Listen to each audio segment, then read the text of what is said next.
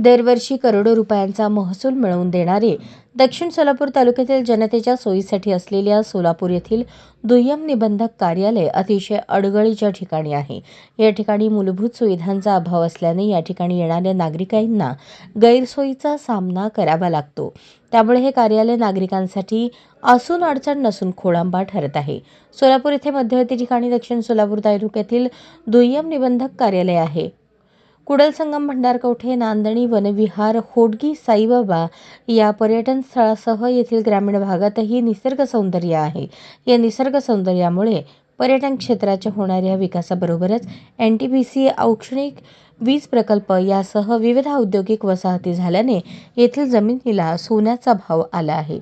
यामुळे अनेक उद्योजक, गुंतवणूकदार, कलाकार या ठिकाणी जमीन घेण्यासाठी इच्छुक असतात. त्यामुळे दक्षिण सोलापूर तालुक्यात मोठ्या प्रमाणात जमिनीच्या खरेदी विक्रीचे व्यवहार सुरू असतात. या माध्यमातून दरवर्षी कोट्यवधींचा महसूल प्रशासनास मिळतो. दक्षिण सोलापूर तालुक्यातील मोठ्या प्रमाणावर जमीन आणि प्लॉट खरेदी विक्रीचे व्यवहार होत असल्याने सोलापूर या ठिकाणच्या दुय्यम निबंधक कार्यालयात दररोज नागरिकांची गर्दी असते.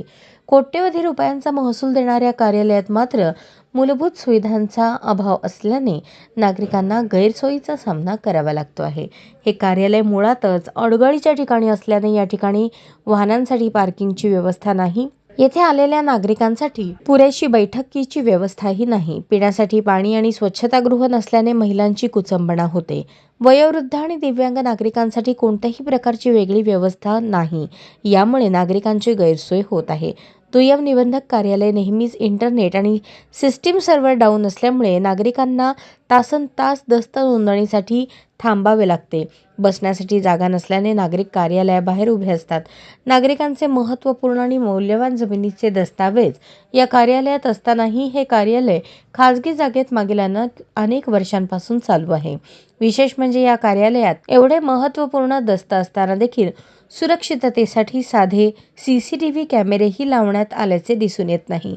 कार्यालयातील गैरसोयी: दुय्यम निबंधक कार्यालयाची अपुरी जागा, नागरिकांना पार्किंगची सुविधा नाही, पिण्याचे पाणी, स्वच्छतागृह देखील नाही, सतत सर्व्हर डाऊनचा नागरिकांना त्रास होतो.